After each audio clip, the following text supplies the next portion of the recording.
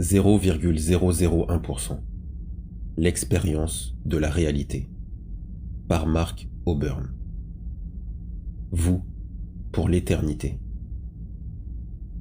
Comment peut-on continuer à exister quand le corps physique ne fonctionne plus, quand il n'existe plus?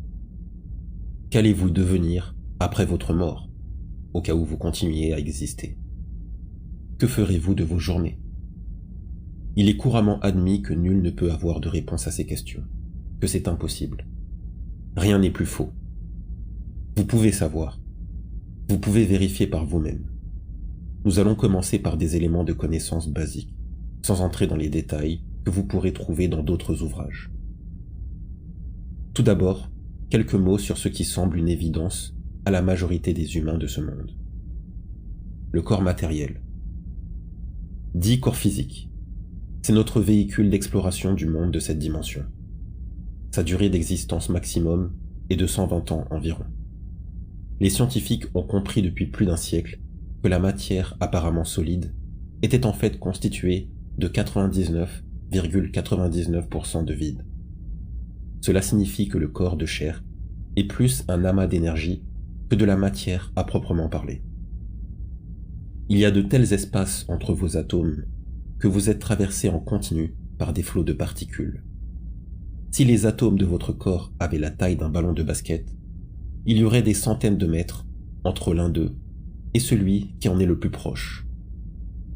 Donc, la matière est principalement constituée de vide. Et d'un certain point de vue, cette matière n'existe pas. Les différents corps s'interpénètrent les uns dans les autres et sont reliés à l'état nominal par une onde de phasage harmonique. On trouve un peu partout dans la littérature spécialisée des allusions à différentes densités. Mais je pense pour ma part que ce concept est totalement inapproprié, voire fallacieux.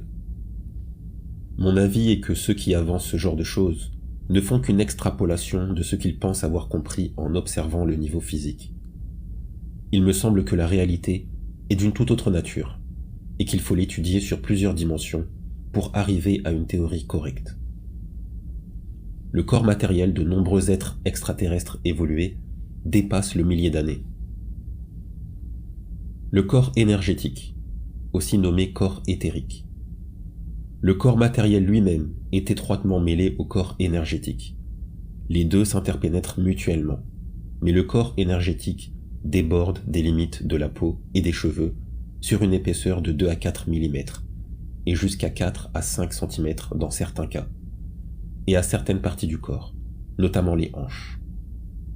Le corps énergétique est le moule du corps physique. C'est lui qui organise la vie cellulaire et donne sa forme au corps de chair. Il préexiste au corps physique. Tous les êtres vivants prennent leur forme de la structure énergétique. Humains, animaux, végétaux. Et cette structure énergétique est présente également dans l'air et les minéraux. Bref, partout. Les cellules et les organes matériels suivent les directives du corps vital, comme un aimant agit sur des objets métalliques. Le corps énergétique et sa radiation sont faciles à voir pour qui veut bien s'en donner la peine. Il ne s'agit pas de vision mentale, mais de voir avec les yeux physiques comme vous voyez le reste du monde. En général, il présente un aspect gris bleuté, et l'on peut distinguer les courants qui se propagent à la surface. Le long de la ligne médiane du corps, il y a une série de vortex qui traversent le corps. Imaginez comme de l'eau qui jaillit en bouquet. Vus de face, ces vortex sont comme des cercles, des spirales, ce qui explique le mot chakra, c'est-à-dire roue ou disque en sanskrit. Le corps énergétique est la cible principale des acupuncteurs et des magnétiseurs. À mon avis, cette matière énergétique est très proche de la matière physique. Elle a une capacité de stockage mémoriel prodigieuse, en comparaison des neurones physiques, et interagit continuellement avec le milieu énergétique ambiant. C'est l'une des clés des capacités mentales supérieures. Il est possible d'effectuer des sorties hors du corps, entièrement habillées de matière énergétique. Mais elles seront toujours très limitées. Vous ne pourrez pas vous éloigner à de très grandes distances, et surtout, vous n'accéderez pas au niveau vibratoire supérieur. Les personnes qui veulent rester près du plan physique après la mort du corps matériel gardent instinctivement une grosse quantité de matière énergétique autour d'eux. Dans cette condition, ils peuvent passer des années à se lamenter sur leur sort, hanter les lieux et les personnes avec qui ils ont un attachement ou un conflit, et rechercher par tous les moyens à retrouver la situation d'avant la mort. On emporte souvent une part de cette énergie de base dans les mondes supérieurs. Mais pour certains cas, c'est le nettoyage intégral. On laisse tout sur place. Pendant que le sujet est abordé, je vais donner un conseil qui n'est pas mineur. Il n'y en a pas tant que cela dans ce livre. Ne consommez jamais, jamais de drogue festive. Et si c'est le cas, arrêtez immédiatement et définitivement. Dans le cas contraire, vous emporteriez le poids beaucoup plus loin et beaucoup plus longtemps que vous ne pouvez l'imaginer. Idem pour les excès d'alcool. N'écoutez pas les gourous ou les chamans qui prétendent ouvrir vos sens spirituels avec les drogues, qu'ils vivent en Amazonie ou à New York. Seul l'effort, l'intention, la lucidité et la maîtrise vous feront voyager dans ce monde et dans les autres. Si vous avez besoin à toute force d'une addiction, enfoncez-vous dans les rituels, c'est moins grave. Le corps de lumière, aussi nommé corps astral.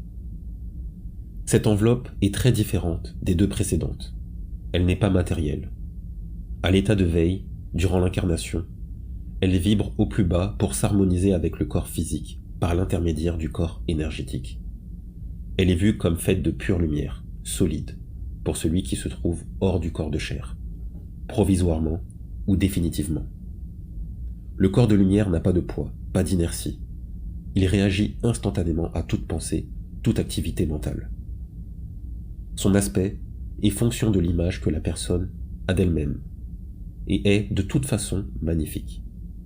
Le corps de lumière surpasse en beauté n'importe quel corps de chair, et de loin, on distingue facilement autour de lui une immense gerbe de lumière, l'aura véritable. En général, les personnes sont immensément plus belles dans ce costume que dans le corps physique. Elles ont une forme humaine sublimée. Même les personnes physiquement les plus belles en ce monde sont de vrais monstres à côté d'elles. Croyez-moi sur parole en attendant de voir. Il n'a pas d'organes qui ressemblent à ceux du corps physique, pas de sang, pas d'os, pas de système digestif, pas de muscles et pas d'organes sexuels. Zut, mauvaise nouvelle? Pas vraiment, nous verrons cela plus loin. Le corps de lumière est la vie même. Il est parcouru d'une prodigieuse énergie, puissante et infiniment douce à la fois. Les sens ne sont pas limités. Par exemple, on peut voir avec n'importe quelle partie du corps de lumière, et toutes les parties en même temps. Le spectre lumineux est plus large. On distingue plusieurs couleurs fondamentales additionnelles par rapport au monde physique. De nouveaux sens sont disponibles, qui n'ont pas d'équivalent terrestre. La faculté de penser et les capacités mentales sont très supérieures. Le sentiment d'exister est décuplé. En comparaison, le monde physique semble être un rêve inconsistant. La durée de vie du corps astral est très longue. Suivant les cas, elle couvre des vagues d'incarnation. Le corps mental. On croise des personnes avec cette enveloppe dans les mondes astro supérieurs. Parfois plus bas, mais c'est plus difficile techniquement. Ils ont abandonné leur corps de lumière trop imparfait pour leur niveau d'évolution. C'est tout dire sur le niveau de ces personnes-là. Ils sont faciles à reconnaître. Ils n'ont pas la forme humaine. Ils sont manifestés par une sorte de globe d'énergie lumineuse d'une grande puissance. S'ils veulent prendre transitoirement une forme quelconque, ils le peuvent. Mais en général, ils se baladent comme cela, en boule. J'en ai vu quelques fois. Et en fait, c'est plus ou moins l'apparence de tous les êtres sensibles de tous les univers. Car la forme humaine n'est adoptée par des gens comme nous qu'un court moment, même 1 million d'années, n'est rien comparé à l'éternité. Au-dessus du monde mental, il paraît qu'il y a encore des enveloppes supérieures. Mais là, vous pouvez consulter un maître quelconque, car à mon niveau, je n'en sais pas plus pour l'instant. La corde d'argent. Cette corde porte plusieurs noms, dans différentes traditions. Les religions ne sont pas arrivées à l'effacer totalement. comme elles l'ont fait avec beaucoup d'autres choses. Il en est fait mention par exemple dans le livre de référence des chrétiens sous le nom de fil d'argent. La corde relie les différentes enveloppes, même si elles sont localisées en différents endroits. Par exemple, au cours d'un voyage hors du corps physique, dans votre corps de lumière, que vous soyez conscient ou dormeur, vous êtes connecté au monde matériel par ce fil qui va du corps de lumière au corps physique. C'est comme si vous étiez un cerf-volant. Vous êtes haut et loin, mais un lien subsiste, qui vous relie au sol. La différence est que ce lien semble pouvoir s'étirer sur de gigantesques distances, des années-lumière. Je ne sais pas s'il y a une limite. J'ai vérifié la tâche de la corde alors que je me trouvais en voyage astral. Elle se trouve au niveau du bas de la nuque, du corps de lumière, tout en haut du dos. J'ai vu en détail comment cela a été fait, et je l'ai vérifié tactilement avec mes mains de lumière. Il y a une infinité de fils très fins qui partent de tout le derrière du corps de lumière. J'imagine qu'ils partent de toutes les parties. Et au niveau du haut du dos, ces fils convergent pour former une sorte de tressage unique. À cet endroit, ils quittent la surface du corps de lumière, pour former la jonction à quelques centimètres à l'extérieur. J'ai vérifié plusieurs fois l'anatomie de la corde. Elle était systématiquement positionnée comme cela. Je ne crois pas qu'elle puisse parfois être attachée au niveau de l'ombilic du corps de lumière, qui d'ailleurs n'en a pas. Et ce malgré certaines représentations d'experts qu'on peut voir ici et là. La zone où se forme le tressage émet une radiation rose pâle, parfois très discrète, mais qui est le signe distinctif d'un être qui possède un corps physique. Car la corde en elle-même n'est pas toujours facilement visible, tant elle est ténue loin du monde terrestre. Zone de réintégration rapide. À faible distance du corps physique, environ moins de 3 mètres, la corde est visible et d'un diamètre de 5 à 7 mm environ. Elle semble pulser en phase avec le cœur du corps matériel, mais elle est également animée d'une sorte de vie propre, comme si elle possédait une intelligence autonome. Dans cette proximité du corps, nous nous trouvons dans la zone de réintégration rapide. Le moindre événement qui survient nous ramène illico au-dessus du corps pour être réabsorbé dans l'instant. Je ne sais pas si l'on peut généraliser, mais en ce qui me concerne, je suis souvent malmené par la corde tant que je ne sors pas de la zone. La corde me secoue en tous sens. La seule solution est de m'éloigner et cela cesse d'un coup. Ce réflexe qui consiste à m'éloigner au plus vite ne me permet pas d'être catégorique au sujet du point de connexion de la corde sur le corps physique. Mais je parierais volontiers qu'il se situe au front ou sur le haut du crâne. Il faudrait que je jette un coup d'œil un de ces jours, mais j'abandonne souvent mes belles résolutions quand j'ai la chance de me retrouver en vacances, ce qui n'arrive pas assez souvent à mon goût. Hors de la zone de réintégration rapide. Le fil devient très fin, comme un fil d'araignée. Je pense qu'il puise une part des réserves énergétiques du corps matériel pour s'étirer, mais je n'en suis pas sûr. Même à 15 000 km, alors qu'il est quasi invisible, on sent trop bien la présence du fil quand il décide de vous ramener. Non seulement il a un pouvoir de traction phénoménal, mais il va aussi modifier votre état vibratoire dans l'instant. Croyez-moi, cela peut vous donner des sensations extrêmement étranges. Vous pouvez lutter ou essayer de vous accrocher à je ne sais quoi. Si vous êtes sur un plan supérieur, 99 fois sur 100, cela ne sert à rien du tout. Ceci dit, il reste un petit 1%. Et je suis du genre à me bagarrer, même pour une petite probabilité. Si vous faites attention au moment précis où il se signale à votre mémoire, vous vous sentirez tracté par la nuque du corps de lumière. Vous l'aurez compris, ce fil ne subsiste que tant que le corps physique est en état de fonctionnement. Après la mort du corps de chair, le lien reste quelque temps en fonction des circonstances, puis il se désagrège et se casse. On dit qu'il faut en moyenne 3 jours, mais je ne l'ai pas vérifié moi-même. C'est à ce moment-là, précisément, que vous retrouvez votre complète liberté. Alors l'endroit où vous allez ne dépend plus que de votre état de conscience. Un dernier point, très peu connu car il touche à quelque chose de hautement métaphysique, si j'ose dire. Même si vous vous trouvez dans le corps physique, avec le corps énergétique et le corps de lumière intégrés et en phase avec la matière, ce qu'on pourrait qualifier de situation nominale d'une âme incarnée. Vous avez un fil d'argent qui part de votre tête et qui vous relie à un univers très supérieur, où se trouve votre surêtre, votre identité réelle. J'imagine que cela fera un peu beaucoup pour certains lecteurs, mais tant pis. En réalité, vous n'êtes pas localisé où vous le pensez, et vous n'êtes pas non plus ce que vous pensez. Votre personnalité incarnée est une sorte d'extension de votre moi réel, qui peut en avoir plusieurs simultanément, dans différents univers. Quand vous commencez à comprendre cela, vous laissez tomber tout de suite ces histoires d'ego qu'il faudrait anéantir, réduire, ou je ne sais plus quoi encore. Cette lutte contre l'ego est une fable quasi religieuse, et le plus drôle est qu'elle est inventée et mise en scène par l'ego lui-même. Il est malin, vous ne trouvez pas? Pour conclure avec la corde d'argent, je suis bien certain qu'elle joue un rôle essentiel dans la sortie hors du corps.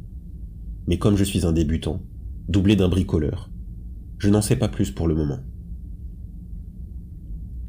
Bref, pour l'illustrateur du livre 0,001%. Le corps de lumière est intensément lumineux. Il dégage une énergie prodigieuse, bien plus que le corps vital, aussi nommé corps énergétique. La couleur est en général d'un blanc intense, ou bien d'une sorte de teinte ivoire très claire, et ce, quelle que soit la couleur de peau du corps physique. La couleur de peau du corps physique, noire, brune, blanche, n'influe pas sur cette couleur naturelle. Le blanc relatif de la peau physique est plutôt une sorte de rose, de beige. Pour le corps de lumière, c'est vraiment du blanc ou de l'ivoire clair, phosphorescent. Comme il en est question dans le chapitre Voyage, il peut parfois prendre ponctuellement des teintes tout à fait différentes, mais toujours irisées, irradiantes. On peut éventuellement représenter ces éclairs d'énergie qui parcourent le corps de lumière, violet, orange vif, avec du vert. Pas facile car les couleurs astrales n'existent pas sur le plan physique. Il est en général plus fin que le corps physique, les hanches et les épaules nettement moins larges. Les formes musculaires ne sont pas marquées, pas de poils de lumière, mais il y a des cheveux dont la couleur, la longueur et l'aspect sont différents de ceux du corps de chair, plus clairs, plus fins, intensément lumineux. Bien que les formes des attributs sexuels puissent apparaître dans la panoplie, ils ne le sont pas de manière naturelle. Il n'y a pas d'os ni de squelette, sauf pour celui qui veut se déguiser pour Halloween. La densité lumineuse semble augmenter dans la profondeur. Bien que le corps soit de la lumière et qu'il soit transparent, il faut comprendre qu'absolument tout à ce niveau est dans le même cas, ce qui n'empêche pas la solidité, la résistance entre lumières de même nature. On s'y fait très bien en un rien de temps. L'aspect général du corps de lumière est très esthétique. En simplifiant, il est plus jeune, beaucoup plus beau, indépendamment du corps matériel. Une personne âgée paraît en général beaucoup moins vieille dans son corps astral, sans qu'il y ait de volonté d'apparaître comme telle. Les traits du visage sont très fins. On reconnaît les gens, mais sous une forme magnifiée. En y réfléchissant, je ne me souviens pas d'avoir vu de gros ventres, de choses disgracieuses. Les gens se montrent sous des formats, des tailles, qui peuvent être assez différents les uns des autres. On peut facilement discuter avec quelqu'un qui est 2 ou 3 fois plus grand que soi, ou 2 ou 3 fois plus petit. Seul le mental incarné s'en émeut. Les autres n'y attachent aucune importance. Quand on possède un corps de chair, on est équipé d'une corde d'argent. Elle est la jonction d'une infinité de fils qui parcourent, semble-t-il, tout l'arrière du corps de lumière, en se noyant dans son volume. En haut du dos, les fils se décollent du volume et convergent pour former ce fil unique. Ceux du haut de la tête descendent donc un peu vers le bas de la nuque. Tous les autres montent. La zone de convergence est exactement en haut du cou, à la base de la nuque. C'est bien l'endroit où les fils sortent du volume pour former le fil unique, comme si la corde d'argent était un tissage, ce que je pense qu'elle est en réalité. Je suis assez sûr de mon coup, car j'y ai plongé les mains de lumière, histoire de vérifier tactilement ce que l'on peut voir avec la vision astrale. Oui, on peut voir sa nuque, sans aucun problème, et sans miroir. Cool, non? Et oui, aussi, on peut se toucher et palper la corde. La zone de convergence émet une radiance rose pâle, en situation standard. Le fil qui part est extrêmement fin, sauf si on se trouve très proche du corps de chair, et dans ce cas, Je pense qu'il se surcharge en énergie vitale éthérique. Je pense que le fil d'argent est une sorte d'association d'énergie éthérique et de matière astrale, à des proportions variables suivant les cas et le profil du voyageur. Le corps de lumière et le fil d'argent émettent une aura, exactement comme lorsque nous sommes à l'intérieur de la viande. Mais la radiation éthérique est faible, vu qu'en général, on en a embarqué peu avec soi. Pour le fil, c'est plus une radiation de base. Pour le corps de lumière, il faudrait représenter l'aura astrale, très ample et très chouette. L'aura est formée d'un très grand nombre de fils de lumière. Ces fils sont courbes et ondulent doucement. Je crois qu'il faut représenter un être de lumière à la beauté parfaite, sans attributs sexuels, avec son aura, son fil d'argent et des couleurs les meilleures possibles. Cela résonnera dans certains esprits et participera peut-être à la prise de conscience, à la remémoration, ce qui est bien le but de ce livre.